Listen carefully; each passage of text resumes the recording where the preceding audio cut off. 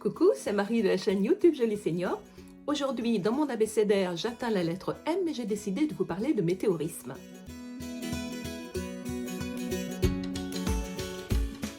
Alors j'ai essayé de faire une vidéo pas trop longue pour que vous restiez jusqu'au bout. Je n'ai pas réussi, je suis désolée. Mais ne vous inquiétez pas, parce que sous la vidéo, dans la description, il y a un timecode. C'est-à-dire que vous avez les paragraphes avec un minutage à côté. Il vous suffit de cliquer sur la minute que vous voulez visiter et comme ça vous gagnez du temps. Donc le météorisme, c'est tout simplement le terme médical qui désigne les ballonnements provoqués par un excès de gaz dans l'intestin. Alors, les gaz, les flatulences, les proutes, les pets, vous appelez ça comme vous voulez, mais en tout cas, bonne nouvelle, c'est tout à fait normal. Ça veut dire que le côlon fonctionne bien. Une personne en bonne santé doit émettre à peu près une vingtaine de pets par 24 heures, et ces pets, c'est un peu comme les chauves-souris, ça sort surtout la nuit. En revanche, ce qui est moins normal et en tout cas très inconfortable, c'est cet excès de gaz. Mais qu'est-ce qui provoque cette accumulation de gaz dans notre intestin et qui transforme notre silhouette en bonhomme Michelin? Alors, je vais commencer par vous énumérer quelques causes dont certaines sont vraiment très inattendues. Ensuite, je vais vous donner quelques conseils pratiques. Et après, pour terminer, je vous donnerai des remèdes simples et naturels pour dégonfler, soulager et dégazer. Allez, c'est parti!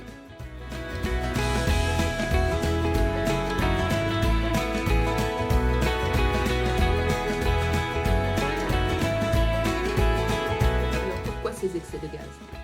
Eh bien, commençons par la raison la plus simple, celle à laquelle on ne pense pas en premier lieu et pourtant qui est la plus impactante, le stress, la contrariété. Vous connaissez l'expression « tu me gonfles », c'est pas très joli, j'en conviens, cependant elle est réelle cette expression, parce que tu me stresses, tu me contraries, regarde, mon ventre gonfle. On connaît aujourd'hui le lien étroit entre les intestins et le cerveau, on dit que les intestins sont le deuxième cerveau. Eh bien, il se trouve qu'un stress prolongé, un stress intense, peut modifier la composition du microbiote intestinal. Ensuite, il y a l'alimentation. Effectivement, certains aliments augmentent le risque de météorisme, d'autant plus si on a déjà un intestin fragile. Ensuite, il y a les intolérances alimentaires. Eh bien, nous ne sommes pas tous égaux, hein. Et il y a certains aliments que Riri va très bien supporter et qui vont rendre malade Fifi, par exemple, hein. Et les effets d'une intolérance alimentaire arrivent à peu près 1 heure après le repas ou quelques heures après le repas. La cause peut être aussi un déséquilibre du foie, un déséquilibre du microbiote intestinal, en sachant que tous ces déséquilibres ont pratiquement tous la même origine, un déséquilibre du système nerveux, le stress. Et un microbiote intestinal déséquilibré, c'est une usine à gaz. On le sait, le microbiote est composé de levures, de bactéries, de virus. Tout ce petit monde est indispensable à une bonne digestion. Et il faut un bon équilibre de tous ces habitants pour éviter les excès de fermentation, donc de ballonnement, donc de gaz. Alors de quel déséquilibre il s'agit? Eh bien écoutez, ça peut être la constipation, la première, une inflammation du côlon, une dysbiose qu'on appelait avant la colite spasmodique. Qui dit dysbiose dit porosité intestinale, et qui dit porosité intestinale dit baisse immunitaire, le jackpot quoi. Les MICI, ce sont des maladies inflammatoires chroniques de l'intestin. Alors ça, c'est un terme générique qui regroupe plusieurs pathologies, comme l'intestin irritable, qu'on nomme aussi colopathie fonctionnelle, la maladie de Crohn, une rectocolite, le SIBO, le SIFO, et ça peut venir aussi des FODMAP, ça vous en avez peut-être déjà entendu parler, ce sont des aliments riches en sucre fermentescible. Bon, et puis je vais m'arrêter là parce que vous allez finir par dire, elle nous gonfle. Alors, quelques solutions pratiques, on va commencer par la mastication. En effet, plus les aliments sont mastiqués, mieux ils seront digérés, parce que la salive, elle prédigère les aliments. Et mon fils m'a rappelé il n'y a pas très longtemps, quand il était petit, ma mère leur disait « Écoute, il faut mâcher 21 fois avant d'avaler ta bouchée ». Il est bon de prendre son temps aussi pour manger. On évite les repas bâclés, on essaie de manger dans le silence, pas de téléphone, pas de télé, pas d'infos alarmistes si possible. Et puis surtout, on mange en conscience, c'est-à-dire qu'on regarde ce qu'on va mettre dans sa bouche, on le sent et on le déguste. Ça aussi, ça va participer à une bonne digestion. Oui, il y a des aliments qui sont bien connus pour être gonflants. Donc il ne s'agit pas de les supprimer définitivement, peut-être plutôt provisoirement. En tout cas, les consommer différemment et raisonnablement. Il y a les viandes grasses. D'ailleurs, en parlant de viande, eh bien, toutes les viandes et poissons, c'est préférable de les manger cuits sans gras, ou en tout cas avec très peu de graisse. Il y a aussi les légumineuses qui sont riches en lectine, en fibres insolubles et en FODMAP. Alors là, c'est le cocktail hyper irritant pour les intestins déjà bien fragiles. Alors pour ne pas s'en priver, ce serait dommage. Eh bien, le mieux c'est d'en manger modérément et en tout cas de les faire tremper une demi-heure avant la cuisson dans une eau additionnée de bicarbonate de soude. Donc vous rincez et ensuite vous pouvez les cuire. Petite info, les lentilles corail n'ont pas ce problème, donc allons-y. À nous les bons dalles de lentilles corail. Le gluten chez certaines personnes, donc le pain blanc, surtout celui qui sort du four tout chaud là, eh bien ça vous provoque des ballonnements et des gaz comme pas permis. Toutes les viennoiseries, les pâtes de blé, et puis le pain dit complet, car les fibres peuvent irriter un intestin déjà fragile. Certains fromages, ou plus généralement le lactose, d'ailleurs, préférez plutôt un fromage à pâte cuite, ça se digère mieux, le comté par exemple. Les légumes comme le chou, les panais, les rutabagas, les artichauts, trop de fibres, trop de crudité, chez certaines personnes, ça provoque aussi des ballonnements. Alors il y a aussi, qui l'eût cru, les pépins de tomates et les graines de courgettes et de concombre. Ça provoque vraiment des désordres intestinaux pour les personnes déjà un peu fragiles surtout. Donc le mieux, c'est de supprimer les graines. Ensuite, il y a les sucres et puis les fruits. Alors les fruits, on évite de les prendre en fin de repas parce qu'ils se digèrent plus vite que les protéines et les aliments cuits. Du coup, ils commencent leur fermentation et puis toute la cascade de désordres digestifs qui s'ensuit. Et ce phénomène se produit aussi avec les desserts sucrés. Alors il y a aussi les flocons d'avoine qui sont si plébiscités. Et ils ne contiennent pas de gluten, mais ils contiennent une molécule dont les effets s'apparentent aux effets qu'on peut avoir avec le gluten. Donc il y a certaines personnes qui en ont mangé, comme moi par exemple, pendant longtemps, et puis du jour au lendemain, on ne sait pas pourquoi, ça ne passe plus. Ça fait mal au ventre.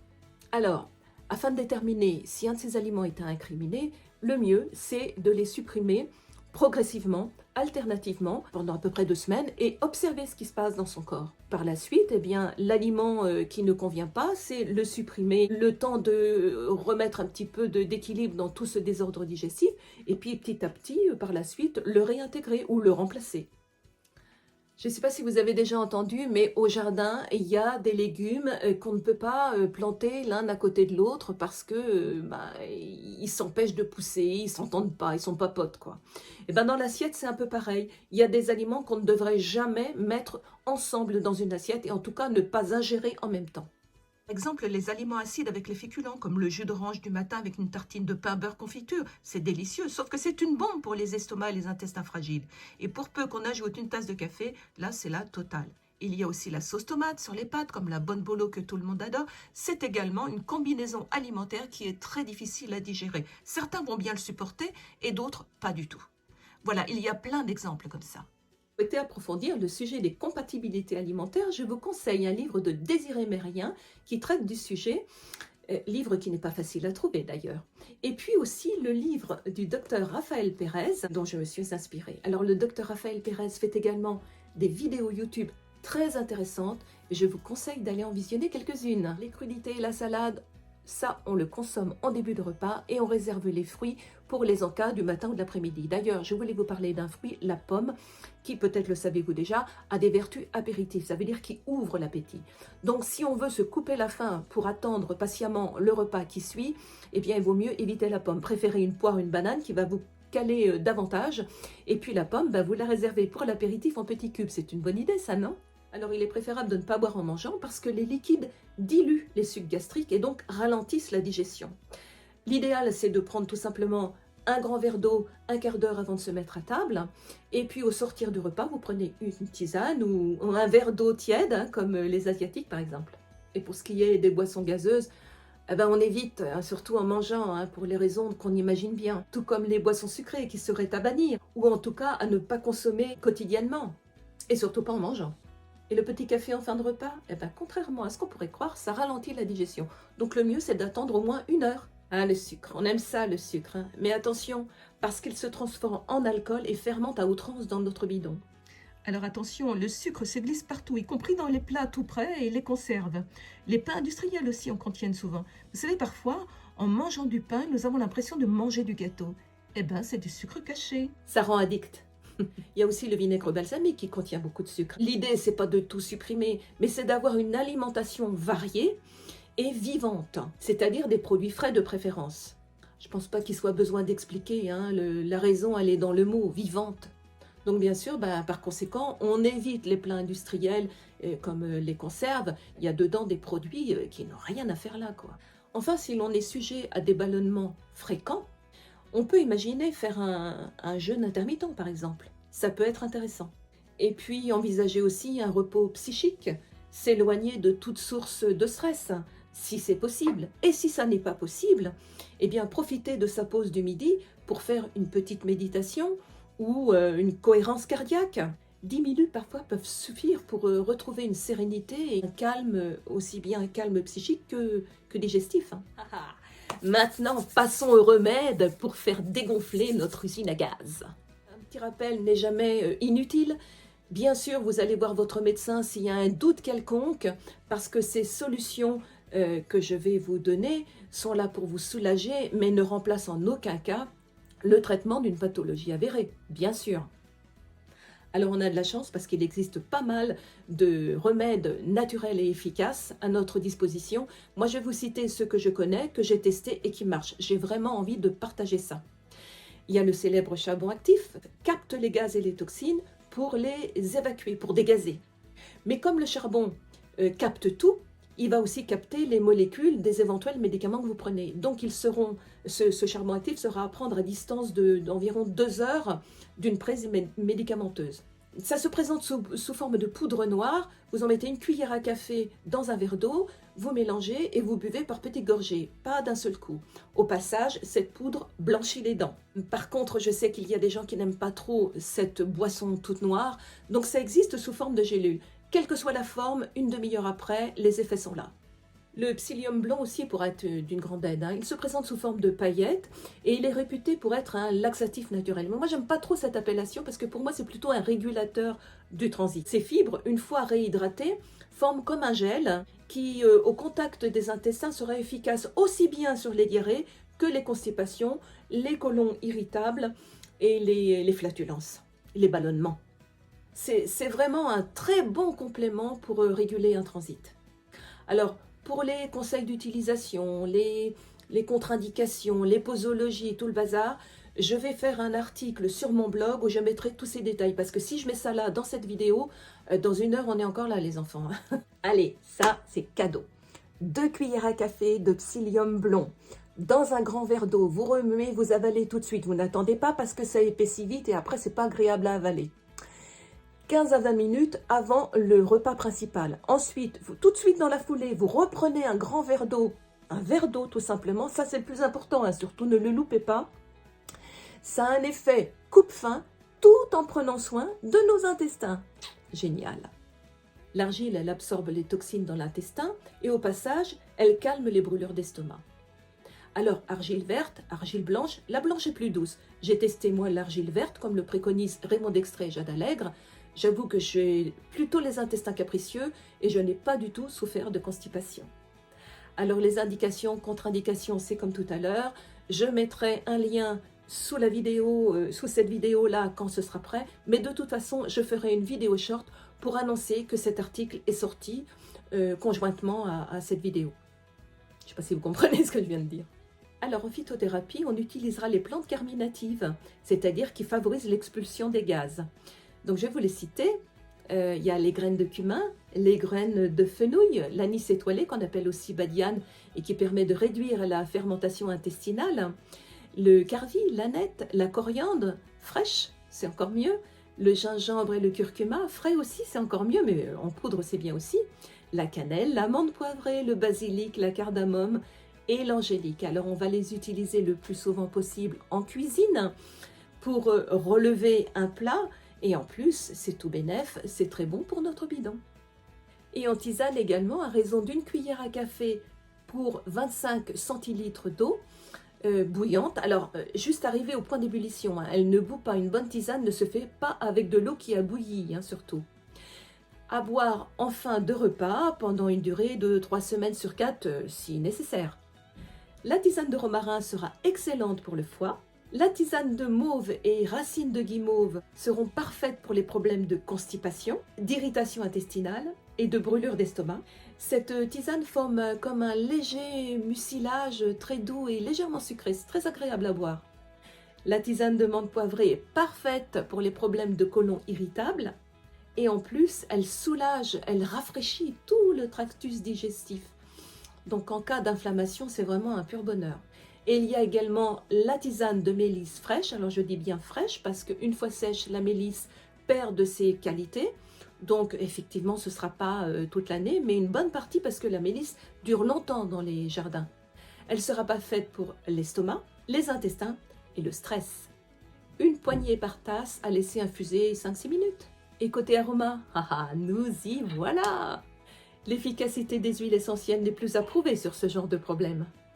Juste un petit rappel, les huiles essentielles ne sont pas miscibles dans l'eau, donc on ne mettra pas une goutte d'huile essentielle ni dans un verre d'eau, ni dans une boisson chaude ou froide, au risque, suivant l'huile essentielle, de le sentir sévèrement passer. Alors nous avons la menthe poivrée, la revoilà, qui suffira à elle toute seule à soulager tout le tractus digestif, donc de l'œsophage jusqu'aux intestins. Donc on mettra une goutte pure sur le dos de la main que l'on pourra laper, mais attention, ça décoiffe un peu. Pour les personnes qui craignent ou qui n'ont pas envie de le faire comme ça, eh bien il suffit de mettre une goutte dans une cuillère à café d'huile d'olive par exemple, ou de colza, c'est encore mieux. Si vous n'avez pas envie de consommer d'huile, vous pouvez le mettre une goutte dans du miel ou sur un sucre, mais bon, le sucré, voilà, quand on a des problèmes d'intestin, il vaut mieux éviter. Contre-indiqué aux femmes enceintes, aux femmes allaitantes, aux enfants de moins de 8 ans, aux personnes qui souffrent d'asthme, aux épileptiques, aux hypertendus, aux personnes cardiaques. Et bien sûr, on le prendra en prise occasionnelle. Ce ne sera pas sur du long terme. Ensuite, vous avez l'huile essentielle de coriandre et l'huile essentielle de laurier noble, qui sont efficaces toutes les deux contre les ballonnements et les gaz. Une goutte de l'une ou de l'autre dans une cuillère à café d'huile végétale de colza ou d'olive, comme j'ai dit tout à l'heure, ou bien alors dans une cuillère à café de miel. Contre-indiqué aux femmes enceintes, aux femmes allaitantes, aux enfants de moins de 8 ans. Ce sera en prise occasionnelle et certainement pas sur du long terme non plus. Pour ce type de problème, les huiles essentielles sont également très efficaces en massage sur le ventre. Je m'explique. Vous pouvez prendre de l'huile essentielle de coriandre, vous en mettez 2 gouttes dans 6 à 8 gouttes d'huile végétale de noyau d'abricot ou d'olive si vous n'avez pas de noyau d'abricot. Vous émulsionnez dans vos mains et puis vous massez votre ventre dans le sens des aiguilles d'une montre et environ 10 minutes après, vous allez voir, les spasmes seront atténués, les gaz également. Bien sûr, il en existe d'autres, des huiles essentielles. Je vais vous en citer 3 autres.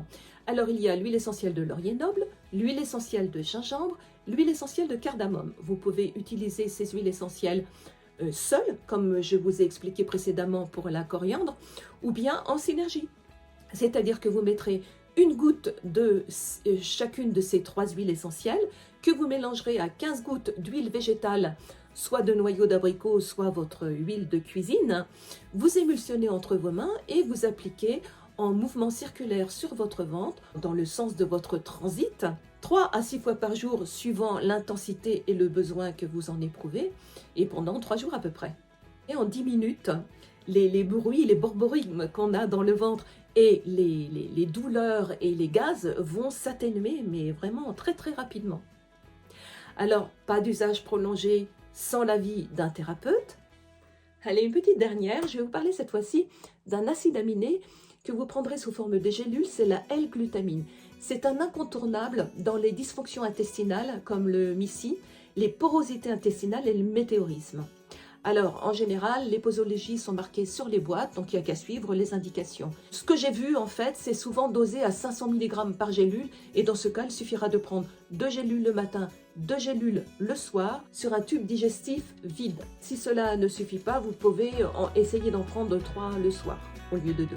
Demandez conseil à votre pharmacien. C'est contre-indiqué lorsqu'on est en insuffisance rénale, quand on a une maladie du foie, et sur certains cancers. Mais là encore, voyez avec votre pharmacien. Et si vous partez en voyage, eh bien vous pouvez prendre quelques figues avec vous. Et en ce qui concerne le psyllium, je ne vous l'ai pas précisé, mais il existe aussi en petits sachets que vous trouvez en pharmacie. Moi, j'en ai trouvé sous la marque Psyllia. Ça fait légèrement effervescent et citronné, c'est bien plus agréable à prendre que les paillettes. Voilà, c'est aussi plus pratique quand on est en voyage d'avoir son petit sachet. Souvent, quand on est en voyage, on a des petits désordres intestinaux, surtout les femmes d'ailleurs. Ben voilà les enfants, c'est terminé. J'ai fini ma vidéo. Elle est longue. Mais intéressante, non? Hein? Bon, bah maintenant, il ne nous reste plus qu'à prendre rendez-vous pour la lettre N. Alors à très bientôt.